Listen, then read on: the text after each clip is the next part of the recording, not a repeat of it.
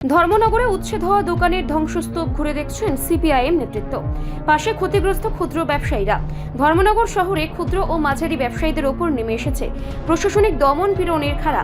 শহর সৌন্দর্যায়নের অজুহাতে ধর্মনগর পুর পরিষদের উদ্যোগে যেভাবে হঠাৎ দোকান ভাঙচুর ও উচ্ছেদ অভিযান চালানো হয়েছে তা কার্যত গরিব মানুষের রুজি রোজগারের উপর সরাসরি আঘাত। কোনো লিখিত নোটিশ ছাড়াই রাতারাতি দোকান গুড়িয়ে দেওয়ায় বহু ব্যবসায়ী সর্বশান্ত হয়েছে। এই অমানবিক উচ্ছেদের প্রতিবাদে বুধবার উচ্ছেদ হওয়া দোকানের ধ্বংসস্তূপ পরিদর্শনে যান সিপিআইএম নেতৃত্ব।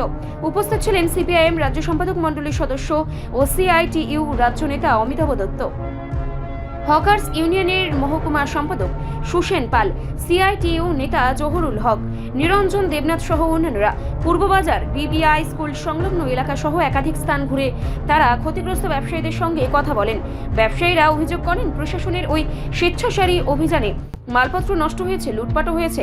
সাংবাদিকদের মুখোমুখি হয়ে অমিতাভ দত্ত কড়া ভাষায় বলেন, এটা উন্নয়ন নয়, এটা গরিব উচ্ছেদ। বিজেপি সরকারের এই জনবিরোধী নীতির বিরুদ্ধে বৃহত্তর আন্দোলন গড়ে তোলা হবে। তিনি অবিলম্বে ক্ষতিপূরণ ও পুনর্বাসনের দাবি জানান। ধর্মনগরের বাবুর বাজারে একই ধ্বংসলীলা আমরা দেখলাম। বিক্রম ইনস্টিটিউশন এবং ধর্মনগর উচ্চতর মাধ্যমিক বালিকা বিদ্যালয়ের সামনে যে সমস্ত ভেন্ডাররা ভেন্ডিং লাইসেন্স নিয়ে ব্যবসা শুরু করেছিলেন পরিষ্কার করে দেওয়া হয়েছে। সেন্ট্রাল রোডে আমরা দেখলাম, বিভিন্ন জায়গাতে, এবং আমরা দেখেছি আগরতলাতে একই কায়দায় সেখানে এই অসহায় গরিব মানুষ যার উপর নির্ভর করে তারা জীবন জীবিকা নির্বাহ করছিলেন, বিকল্প নেই, কর্মসংস্থানের দরজা বন্ধ,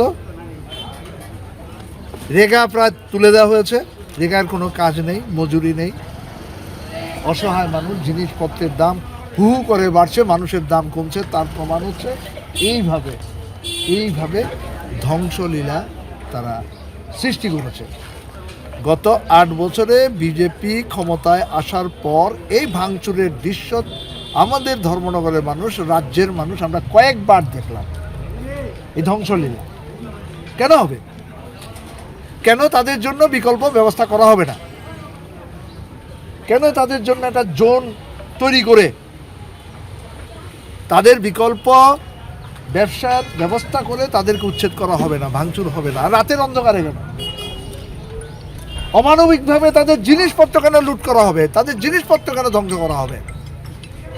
এই দৃশ্যগুলো আমরা দেখলাম। একবার যদি উচ্ছেদ হয় সেখানে আবার বসে কিভাবে?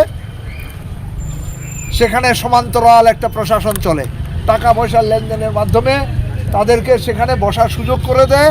আবার কিছুদিন পর পর এই ভাঙচুরের লীলা চলে। এরা কারা? এরা গরিব মানুষ, এরা সবাই অসহায় মানুষ। তা না হলে রৌদ্র, ঝড়, জল, বৃষ্টির মধ্যে তারা এখানে কেন ব্যবসা করবে? খোলা আকাশের নিচে তারা কেন ব্যবসা করবে? এদিকে প্রশাসনের নীরবতা প্রমাণ করছে সরকার সম্পূর্ণভাবে বড়লোক ও কর্পোরেট স্বার্থে কাজ করছে। ক্ষুদ্র ব্যবসায়ীদের ভবিষ্যৎ আজ চরম অনিশ্চয়তার মুখে। রিপোর্ট সংবাদ প্রতীক্ষা।